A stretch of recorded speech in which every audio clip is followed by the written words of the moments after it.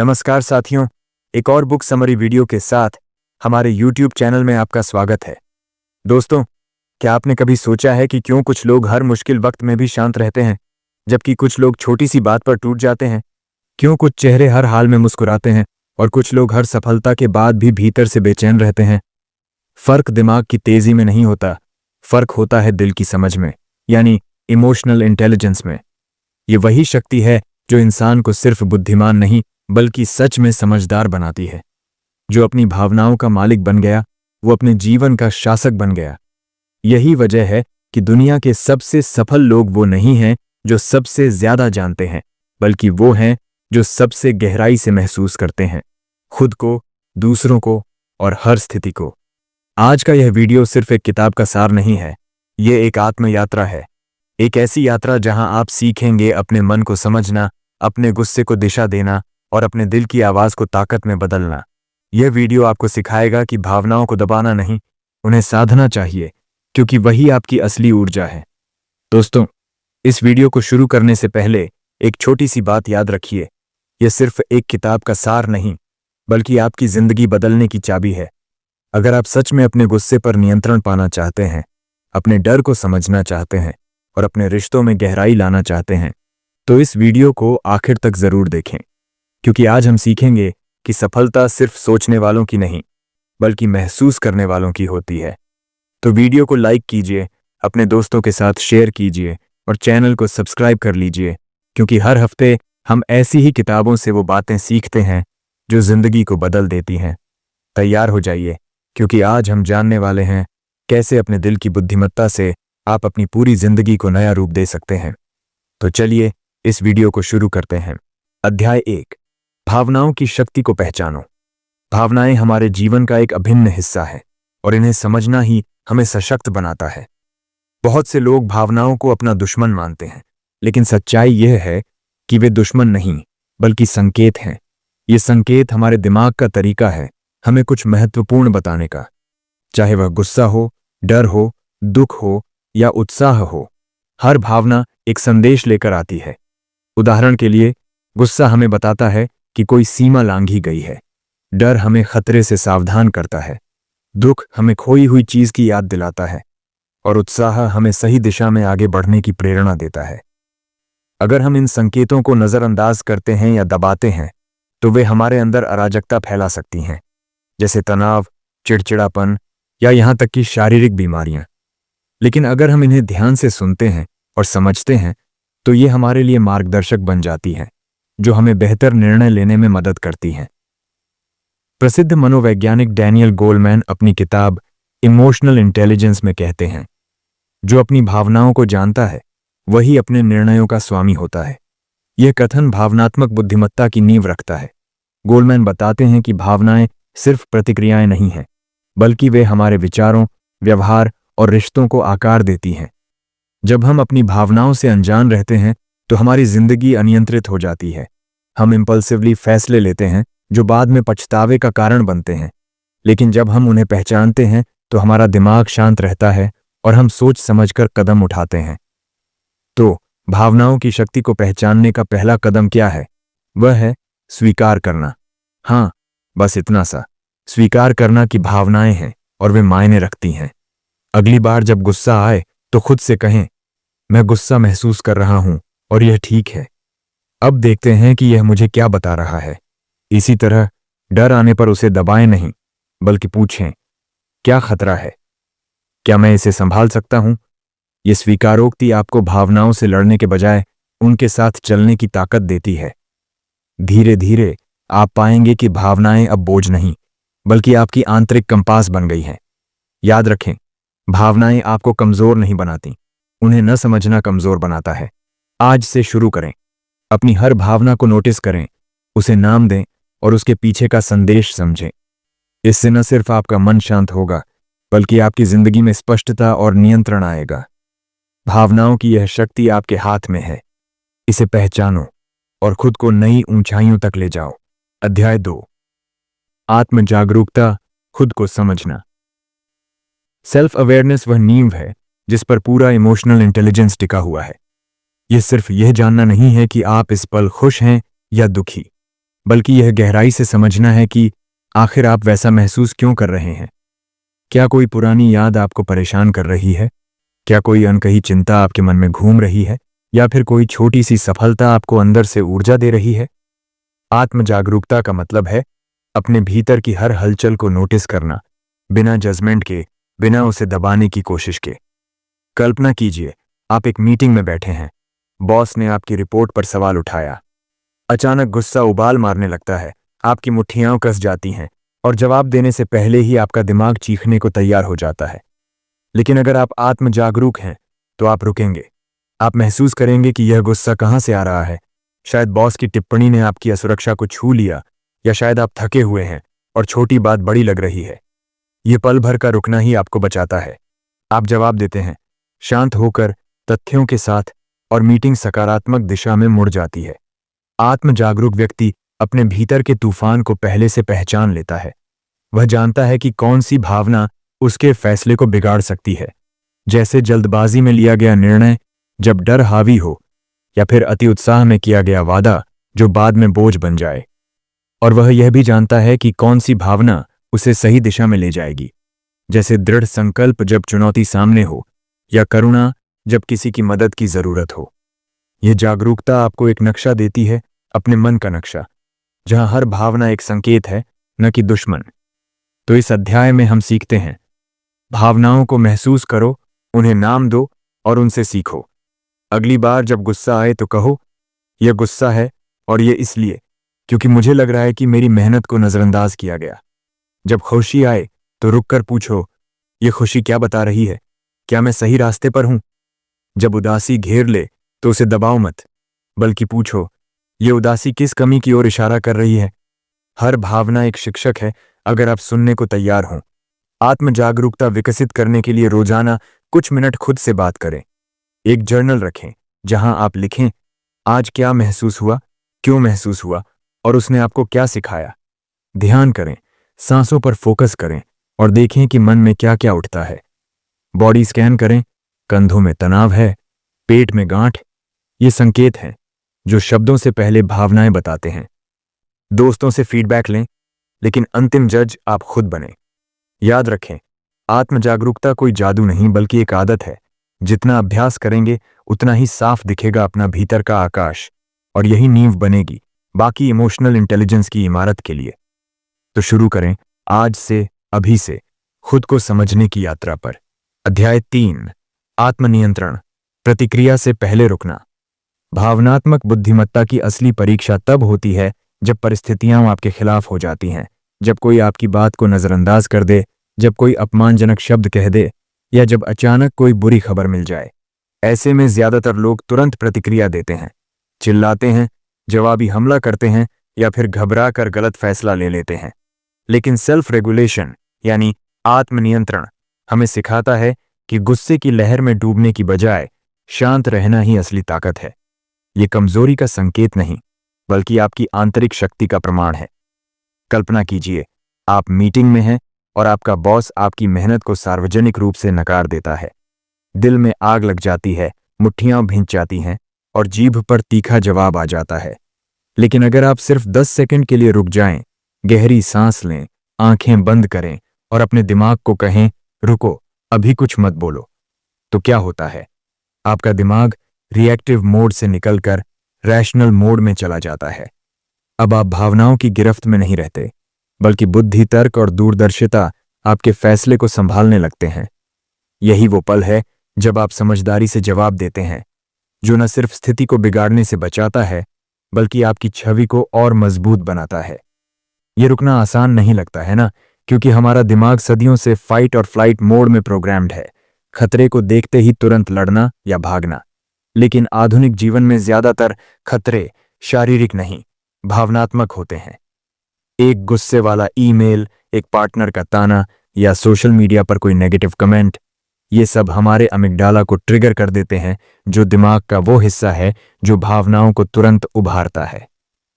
पर आत्मनियंत्रण का अभ्यास हमें प्रीफ्रंटल कॉर्टेक्स को सक्रिय करने की ताकत देता है। वो हिस्सा जो सोचता है, विश्लेषण करता है और सही गलत का फैसला करता है। जब आप प्रतिक्रिया देने से पहले रुकते हैं, तो आप न सिर्फ दूसरों के प्रति संवेदनशील बनते हैं, क्योंकि आप उनके दृष्टिकोण को समझने का मौका देते हैं, बल्कि खुद के प्रति भी गहरा सम्मान पैदा करते हैं। आप खुद से कहते हैं, मैं अपनी भावनाओं का गुलाम नहीं हूं, मैं उनका मालिक हूं। ये सम्मान आपको आत्मविश्वास देता है, जो आगे चलकर रिश्तों में, करियर में और यहां तक कि स्वास्थ्य में भी दिखता है। रिसर्च बताते हैं कि जो लोग आत्मनियंत्रण का अभ्यास करते हैं, उनके स्ट्रेस लेवल कम होते हैं, ब्लड प्रेशर कंट्रोल में रहता है और डिप्रेशन का खतरा घट जाता है। तो अगली बार जब गुस्सा चढ़े तो बस रुकिए, 1 2 3 10 तक गिनिए, सांस लें, सांस छोड़ें। पूछिए खुद से, क्या ये प्रतिक्रिया मुझे आगे ले जाएगी या पीछे धकेल देगी? और फिर बोलिए, शांत, स्पष्ट और सम्मानजनक ढंग से। यही आत्मनियंत्रण की कला है, जो आपको एक बेहतर इंसान बनाती है, न सिर्फ बाहर से बल्कि अंदर से भी। अध्याय 4, आत्म प्रेरणा। भीतर की आग को जगाओ। सफल लोग बाहरी तालियों से प्रेरित नहीं होते, उनकी प्रेरणा आती है भीतर से, उस गहरी ज्वाला से जो कभी बुझने नहीं पाती। कल्पना कीजिए, एक धावक मैराथन के आखिरी किलोमीटर में है। पैर भारी हैं, सांस फूल रही है, दर्शक चुप हो चुके हैं, लेकिन वह रुकता नहीं। क्यों? क्योंकि उसकी आंखों में सिर्फ फिनिश लाइन नहीं, बल्कि खुद से किया हुआ वादा चमक रहा है। यही है आत्म प्रेरणा, वह आंतरिक कंपास जो आपको बताता है कि तुम और आगे जा सकते हो। मोटिवेशन का अर्थ है लक्ष्य को याद रखना जब रास्ता पूरी तरह धुंधला हो जाए, जब चारों तरफ अंधेरा हो और कोई रास्ता नजर न आए। यह वह क्षण है जब आपकी स्मृति आपका सबसे बड़ा हथियार बन जाती है। आपने क्यों शुरू किया था? वह सपना, वह जुनून, वह छोटी सी चिंगारी, उसे फिर से जलाएं और हार के बाद भी फिर उठना। हार कोई अंत नहीं, बल्कि एक विराम चिन्ह है। जैसे कोई लेखक गलत वाक्य लिखकर पन्ना फाड़ता नहीं, बल्कि उसे सुधारता है, वैसे ही आत्म प्रेरित व्यक्ति गिरकर फिर खड़ा होता है, धूल झाड़ता है और मुस्कुराते हुए आगे बढ़ता है। डैनियल गोलमैन, भावनात्मक बुद्धिमत्ता के जनक, बताते हैं कि भावनात्मक रूप से बुद्धिमान व्यक्ति असफलता को सजा नहीं, बल्कि सीखने का संकेत मानता है। वह सोचता है, यह काम नहीं किया, ठीक है, अब क्या बेहतर कर सकता हूं? असफलता उसके लिए कोई कलंक नहीं, बल्कि एक शिक्षक है जो कक्षा में हाथ उठाकर कहता है, अगली बार ऐसा मत करना। और जीत, उसके लिए जीत सिर्फ मंजिल नहीं, बल्कि लगातार बढ़ने की प्रक्रिया है। हर कदम, हर सांस, हर छोटी उपलब्धि, सब कुछ जीत का हिस्सा है। आत्म प्रेरणा को जगाने के लिए 3 सरल अभ्यास अपनाएं। पहला, हर सुबह 3 क्यों पूछें। मैं ये काम क्यों कर रहा हूं? ये मुझे कहां ले जाएगा? ये मेरे मूल्यों से कैसे जुड़ता है? दूसरा, एक प्रेरणा डायरी रखें। हर रात लिखें, आज मैंने क्या सीखा, किस बात ने मुझे आगे बढ़ाया। तीसरा, 10 मिनट का नियम अपनाएं। कोई काम भारी लगे तो बस 10 मिनट शुरू करें। ज्यादातर बार गति खुद बाकी काम पूरा करवा देती है। याद रखें, बाहरी पुरस्कार खत्म हो सकते हैं, लेकिन भीतर की आग, वह तब तक जलती रहती है जब तक आप उसे हवा देते रहते हैं। आज से शुरू करें। अपने भीतर की उस चिंगारी को पहचानें, उसे सांस दें और देखिए कैसे वह एक ज्वाला बनकर आपके पूरे जीवन को रोशन कर देती है। आप में वह शक्ति है, बस उसे जगाइए। अध्याय 5, सहानुभूति, दूसरों को महसूस करना। सहानुभूति या एम्पैथी का सच्चा अर्थ है किसी दूसरे व्यक्ति के दर्द, खुशी या भावनाओं को गहराई से महसूस करना, भले ही आप खुद उस स्थिति में न हो। यह सिर्फ सहानुभूति दिखाना नहीं है, जहां आप कहते हैं मुझे अफसोस है, बल्कि यह दूसरों की जगह खुद को रखकर उनकी भावनाओं को जीना है। कल्पना कीजिए, एक दोस्त आपको अपनी नौकरी छूटने की कहानी सुना रहा है। सहानुभूति में आप सिर्फ सुनते नहीं, बल्कि उसके चेहरे की चिंता, आवाज की थकान और दिल की बेचैनी को महसूस करते हैं। यह भावनात्मक बुद्धिमत्ता का हृदय है, जो हमें मानव बनाती है। पॉज। डैनियल गोलमैन, भावनात्मक बुद्धिमत्ता के जनक, कहते हैं कि सहानुभूति रिश्तों की नींव है।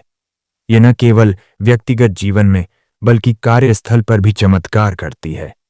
एक संवेदनशील व्यक्ति अपने शब्दों से ज्यादा अपने व्यवहार से समझाता है कि मैं तुम्हें समझता हूं।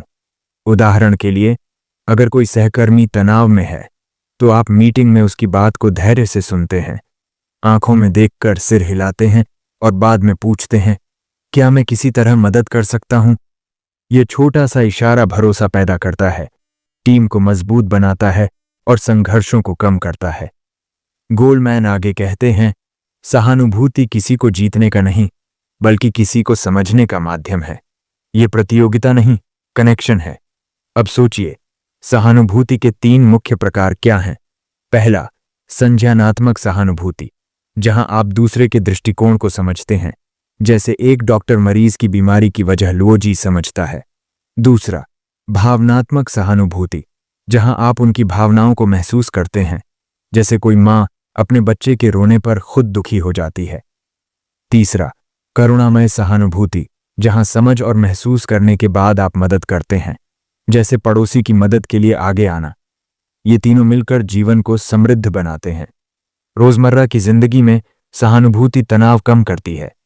एक अध्ययन में पाया गया कि सहानुभूतिपूर्ण नेता वाली टीमों में कर्मचारी 20% ज्यादा खुश और उत्पादक होते हैं। लेकिन सहानुभूति विकसित कैसे करें? सबसे पहले सक्रिय सुनना अपनाएं। फोन दूर रखें, पूरी ध्यान दें और बिना जजमेंट के सुनें।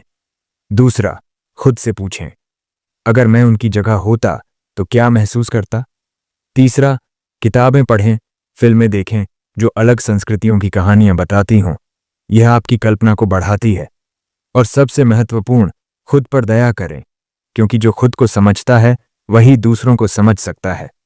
गोलमैन की किताब इमोशनल इंटेलिजेंस में वे उदाहरण देते हैं कि कैसे बचपन से सहानुभूति सिखाने वाले बच्चे बड़े होकर बेहतर लीडर बनते हैं। अंत में, सहानुभूति दुनिया को बेहतर बनाती है। यह नफरत को पिघलाती है, पुल बनाती है और मानवता को जोड़े रखती है। आज से शुरू करें। अगले व्यक्ति की बात सुनें, महसूस करें और समझें, क्योंकि सहानुभूति सिर्फ एक गुण नहीं, जीवन का तरीका है। अध्याय 6, सामाजिक कौशल, संबंधों की कला। सामाजिक कौशल या सोशल स्किल्स केवल बात करने की क्षमता नहीं है। यह एक कला है जो जानती है कि किस समय, किस भावना के साथ और किस तरह बोलना है। कल्पना कीजिए, आप किसी मीटिंग में हैं और एक सहकर्मी चुपचाप बैठा है, उसकी भौहें सिकुड़ी हुई हैं। अगर आप उसकी भावनाओं को पढ़ लें और सही समय पर सही शब्द कहें, जैसे लगता है कुछ परेशानी है, क्या बात करूं, तो आपने न सिर्फ बातचीत शुरू की बल्कि भरोसा भी बनाया। यही सामाजिक कौशल की ताकत है। जो व्यक्ति दूसरों की भावनाओं को पढ़ सकता है वह नेता बनता है, वह टीम को जोड़ता है और समाज में प्रभावशाली बनता है। डैनियल गोलमैन, भावनात्मक बुद्धिमत्ता के विशेषज्ञ, अपनी किताब में लिखते हैं, सोशल इंटेलिजेंस से आप सिर्फ पसंद किए जाने वाले व्यक्ति नहीं बनते, आप भरोसेमंद इंसान बनते हैं। भरोसा, यही वो जादू है जो रिश्तों को मजबूत बनाता है। उदाहरण के लिए, एक बॉस जो अपने कर्मचारियों की चिंताओं को सुनता है, उनकी बॉडी लैंग्वेज को समझता है और उसी के अनुरूप फैसले लेता है, वह टीम को एकजुट रखता है, प्रोडक्टिविटी बढ़ाता है और लंबे समय तक सफल रहता है। अब सोचिए, अगर आप किसी दोस्त से मिलते हैं जो उदास लग रहा है, आप सीधे सलाह देने की बजाय पहले उसकी भावनाओं को स्वीकार करते हैं। तुम थोड़े परेशान लग रहे हो, क्या हुआ? ये छोटा सा कदम एम्पैथी दिखाता है और सामने वाला खुलकर बात करता है। यही सामाजिक बुद्धिमत्ता है। नॉन वर्बल संकेतों को पढ़ना, जैसे आंखों का संपर्क, मुस्कान की गहराई या हाथों की हलचल। शोध बताते हैं कि हमारी कम्युनिकेशन का 23% हिस्सा बॉडी लैंग्वेज और टोन से आता है, सिर्फ 7% शब्दों से। इसलिए सही समय पर चुप रहना भी एक स्किल है। नेता बनने के लिए आपको लोगों को समझना पड़ता है। महात्मा गांधी ने यही किया। वे जनता की पीड़ा को पढ़ते थे और उसी भावना से बोलते थे। परिणाम, लाखों लोग उनके पीछे चले। आज के कॉरपोरेट वर्ल्ड में एक सीईओ जो कर्मचारियों की फीडबैक को इग्नोर करता है, जल्दी ही अकेला पड़ जाता है। लेकिन जो सुनता है, एडजस्ट करता है, वह कंपनी को नई ऊंचाइयों पर ले जाता है। सामाजिक कौशल सीखने योग्य हैं। रोजाना प्रैक्टिस करें, लोगों से बात करें, उनकी प्रतिक्रियाओं को ऑब्जर्व करें और अपनी गलतियों से सीखें। किताबें पढ़ें, जैसे गोलमैन की इमोशनल इंटेलिजेंस, वर्कशॉप ज्वाइन करें।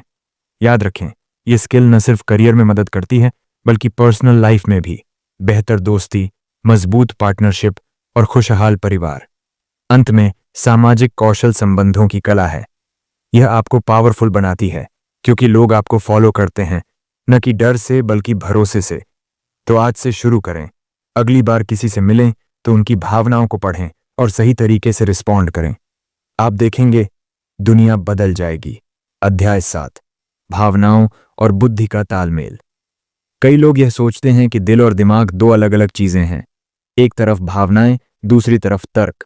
लेकिन भावनात्मक बुद्धिमत्ता यानी इमोशनल इंटेलिजेंस हमें कुछ और ही सिखाती है। वह कहती है कि ये दोनों एक दूसरे के पूरक हैं, न कि विरोधी। दिल वह जगह है जहां हमारी संवेदनाएं, हमारी करुणा, हमारा प्रेम और हमारी सहानुभूति जन्म लेती है। दिमाग वह जगह है जहां विश्लेषण, योजना, तर्क और निर्णय की शक्ति रहती है। अगर ये दोनों अलग अलग चलें तो जीवन में असंतुलन आ जाता है। लेकिन जब इनमें सामंजस्य होता है तभी हम सही निर्णय ले पाते हैं। मान लीजिए आप किसी मुश्किल स्थिति में हैं। कोई आपका करीबी आपको धोखा दे देता है। अगर आप सिर्फ दिल से सोचें तो गुस्सा, दुख, बदला लेने की भावना आपको अंधा कर देगी। आप जल्दबाजी में कोई गलत कदम उठा सकते हैं जिसका पछतावा बाद में जीवन भर रहे। दूसरी तरफ अगर आप सिर्फ दिमाग से चलें तो आप ठंडे हो जाते हैं। आप भावनाओं को दबा देते हैं, रिश्तों की गहराई को नजरअंदाज कर देते हैं और एक मशीन की तरह व्यवहार करने लगते हैं। लोग आपको समझ नहीं पाते और आप खुद को अकेला महसूस करने लगते हैं। लेकिन जब दिल और दिमाग साथ चलते हैं तो जादू होता है। आप गुस्सा महसूस करते हैं लेकिन दिमाग आपको रोकता है और कहता है, रुकिए, पहले पूरी बात समझिए। आप दुखी हैं लेकिन बुद्धि आपको सिखाती है कि यह दुख आपको मजबूत बनाएगा। आप प्रेम करते हैं और तर्क आपको बताता है कि सच्चा प्रेम स्वार्थी नहीं होता। यही सामंजस्य है, यही संतुलन है। एक उदाहरण लीजिए। कल्पना कीजिए आप एक नेता हैं। आपके सामने दो रास्ते हैं। एक रास्ता जो कंपनी को तुरंत मुनाफा देगा लेकिन कर्मचारियों की नौकरियां छीन लेगा। दूसरा रास्ता जो धीमा है लेकिन सबको साथ लेकर चलता है। अगर आप सिर्फ तर्क से चलें तो पहला रास्ता चुनेंगे। मुनाफा, आंकड़े, ग्राफ, सब कुछ सही लगेगा। लेकिन दिल कहेगा, इन लोगों का क्या, उनके परिवार का क्या? और अगर आप दोनों को सुने तो तीसरा रास्ता निकालेंगे, एक ऐसा रास्ता जो मुनाफे और मानवता दोनों का ख्याल रखे। यही सच्ची समझदारी है। इसी तरह व्यक्तिगत जीवन में भी यही लागू होता है। पति पत्नी में झगड़ा हो तो भावना कहेगी, मैं सही हूं, वह गलत है। लेकिन बुद्धि पूछेगी, क्या मैंने उसकी बात सुनी? क्या मैंने उसकी जगह खुद को रखा? और जब दोनों मिलकर जवाब ढूंढते हैं तो रिश्ता मजबूत होता है। दोस्ती में, करियर में, यहां तक कि खुद से बात करने में भी जब दिल और दिमाग में तालमेल होता है तो हम न सिर्फ सही निर्णय लेते हैं बल्कि एक बेहतर इंसान बनते हैं। तो याद रखिए, सिर्फ तर्क से चलने वाला ठंडा हो जाता है, सिर्फ भावना से चलने वाला अस्थिर। लेकिन दोनों का संतुलन, वह है सच्ची बुद्धिमत्ता, वह है जीवन की असली जीत। और यही भावनात्मक बुद्धिमत्ता का सार है। दिल और दिमाग को एक साथ नचाना, एक सुर में गाना, एक दिशा में चलाना, यही वह तालमेल है जो हमें इंसान बनाता है। अध्याय 8, भावनात्मक बुद्धिमत्ता और सफलता। आईक्यू आपकी शुरुआती जीत में मदद करता है, लेकिन ईक्यू तय करता है कि आप कितनी देर तक जीतते रहेंगे। भावनात्मक बुद्धिमत्ता ही वह कुंजी है जो यह निर्धारित करती है कि आप दबाव की स्थितियों में कैसे प्रदर्शन करते हैं, लोगों के साथ कैसे संवाद स्थापित करते हैं और असफलता के बाद कैसे पुनः उठकर खड़े होते हैं। यह वह शक्ति है जो आपको लंबे समय तक सफलता की ऊंचाइयों पर बनाए रखती है। सोचिए, एक होनहार छात्र या युवा पेशेवर जो अपनी बौद्धिक क्षमता के बल पर शुरुआती सफलताएं हासिल कर लेता है। उच्च अंक, प्रभावशाली नौकरी, त्वरित पदोन्नति। लेकिन जैसे जैसे जिम्मेदारियां बढ़ती हैं, टीम वर्क की जरूरत पड़ती है, संघर्ष सुलझाने पड़ते हैं और बाजार की अनिश्चितताएं सामना करनी पड़ती हैं, तो आईक्यू अकेला पर्याप्त नहीं रह जाता। यहां ईक्यू मैदान में उतरती है। यह आपको अपनी भावनाओं को समझने, नियंत्रित करने और दूसरों की भावनाओं को पढ़ने की क्षमता देती है। दबाव में शांत रहना, क्रोध को उत्पादक चर्चा में बदलना या निराशा को प्रेरणा में परिवर्तित करना, ये सभी ईक्यू के उपहार हैं। डैनियल गोलमैन, जो भावनात्मक बुद्धिमत्ता के क्षेत्र में अग्रणी शोधकर्ता हैं, ने अपने व्यापक अध्ययनों में पाया कि कार्यस्थल पर सफलता का 80% हिस्सा ईक्यू से आता है, न कि आईक्यू से। उनके शोध बताते हैं कि उच्च आईक्यू वाले लोग तकनीकी कौशल में उत्कृष्ट हो सकते हैं, लेकिन नेतृत्व, टीम प्रबंधन, ग्राहक संबंध और दीर्घकालिक अनुकूलनशीलता में ईक्यू वाले लोग आगे निकल जाते हैं। उदाहरण के लिए, एक सीईओ जो बाजार की गिरावट में अपनी टीम को प्रेरित रखता है, या एक सेल्स मैनेजर जो अस्वीकृति के बाद भी सकारात्मक रहकर नए अवसर तलाशता है, ये ईक्यू की जीत है।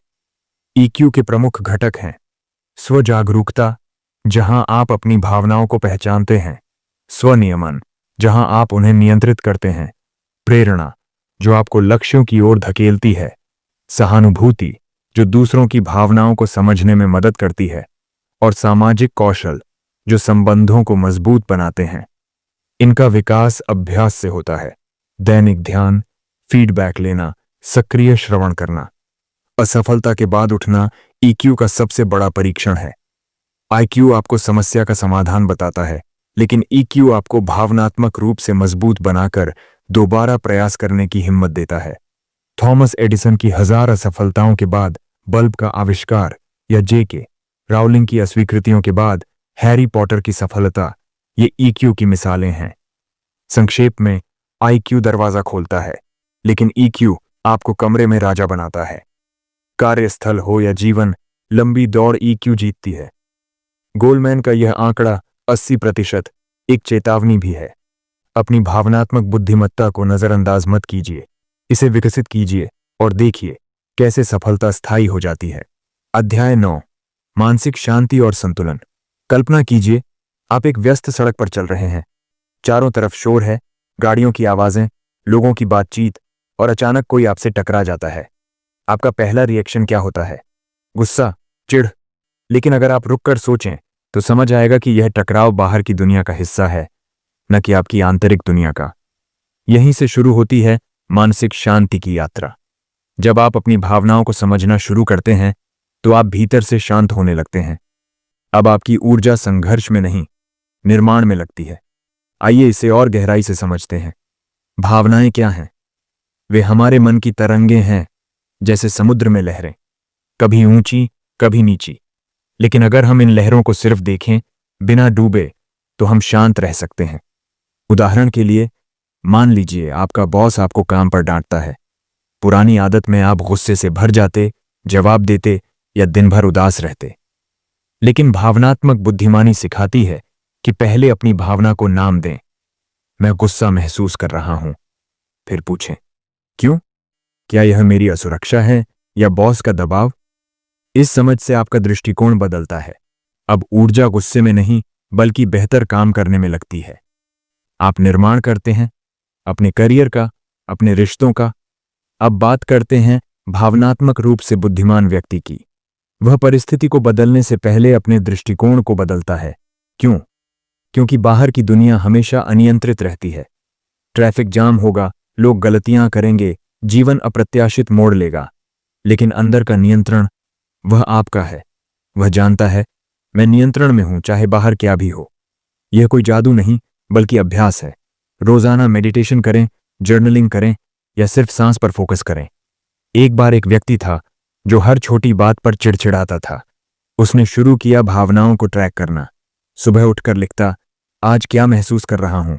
धीरे धीरे उसकी शांति बढ़ी, रिश्ते मजबूत हुए। यही है आंतरिक शांति का रहस्य। ये बाहर से नहीं आती, न धन से, न सफलता से।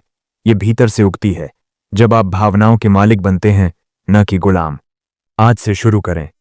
अगली बार जब तनाव आए, रुकें, समझें और दृष्टिकोण बदलें। आपकी ऊर्जा अब संघर्ष नहीं, बल्कि एक सुंदर जीवन के निर्माण में लगेगी। शांत रहें, संतुलित रहें और देखिए कैसे दुनिया आपके साथ बदलने लगती है। अध्याय 10, भावनात्मक बुद्धिमत्ता का अभ्यास, जीवन की कला। भावनात्मक बुद्धिमत्ता कोई जटिल सिद्धांत नहीं है जो किताबों की अलमारियों में धूल फांकता रहे, बल्कि यह एक जीवंत दैनिक अभ्यास है। ठीक वैसे ही जैसे सुबह उठकर सांस लेना या शाम को थककर सो जाना। यह वह कला है जो हमें खुद से जोड़ती है, दूसरों से जोड़ती है और अंततः जीवन को एक सुंदर चित्र बनाती है। हर दिन बस कुछ पल निकालिए, शायद सुबह की चाय पीते हुए या रात को सोने से पहले। आंखें बंद कीजिए और खुद से पूछिए, मैं इस वक्त क्या महसूस कर रहा हूं? क्रोध है, उदासी, खुशी या बस थकान, अपनी भावनाओं को पहचानिए, नाम दीजिए उन्हें। हाँ, मैं चिढ़ा हुआ हूं या मैं डरा हुआ हूं। फिर उन्हें स्वीकार कीजिए, बिना खुद को कोसे, बिना यह सोचे कि मुझे ऐसा नहीं महसूस करना चाहिए। बस कहिए, ठीक है, ये भावना मेरे अंदर है और ये ठीक है। और अंत में उन्हें संभालिए, गहरी सांस लीजिए, टहलिए या कोई पुरानी डायरी में लिख डालिए। ये छोटा सा अभ्यास आपको अपने मन का मालिक बनाता है। अब दूसरों की बारी। कभी किसी से बात कीजिए, लेकिन सचमुच बात कीजिए, फोन एक तरफ रखकर, आंखों में आंखें डालकर। बिना जज किए सुनिए। अगर आपका दोस्त कहे, मैं आज बहुत टूटा हुआ महसूस कर रहा हूं, तो तुरंत सलाह मत दीजिए। अरे ऐसा मत सोचो, सब ठीक हो जाएगा। बस सुनिए, चुपचाप उसकी भावनाओं को जगह दीजिए। कहिए, मैं समझता हूं यह सचमुच मुश्किल लग रहा होगा।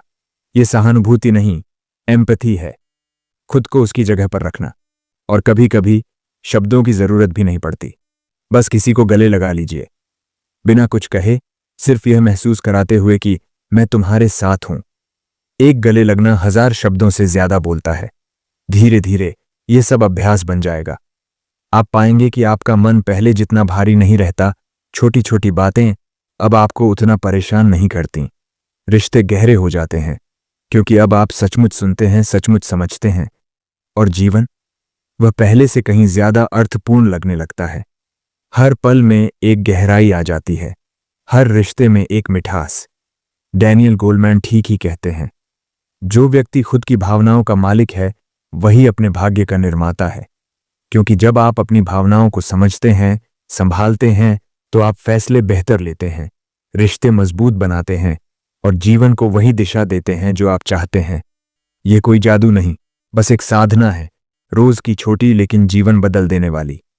तो आज से शुरू कीजिए, एक सांस, एक भावना, एक गले लगना, और देखिए कैसे जीवन खुद ब खुद कला बन जाता है। तो दोस्तों, जिंदगी में सबसे बड़ी जीत वो नहीं होती जब आप दूसरों को हरा देते हैं, बल्कि जब आप अपने भीतर के तूफान को शांत कर देते हैं। इमोशनल इंटेलिजेंस हमें यही सिखाती है कि भावनाएं हमारी कमजोरी नहीं, बल्कि हमारी असली ताकत है।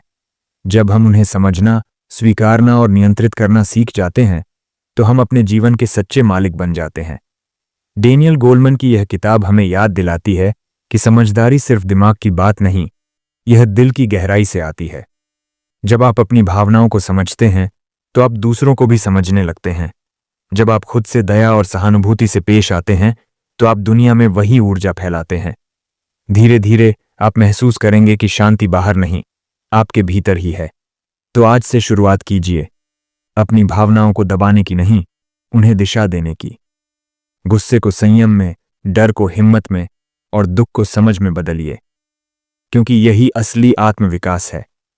यही वह मार्ग है जो आपको सिर्फ सफल नहीं, बल्कि संतुलित, समझदार और पूर्ण इंसान बनाता है। और याद रखिए, जो अपनी भावनाओं का मालिक है, वही अपनी तकदीर का निर्माता है। आपका मन, आपका दिल और आपका नियंत्रण, यही आपकी सबसे बड़ी शक्ति है। धन्यवाद।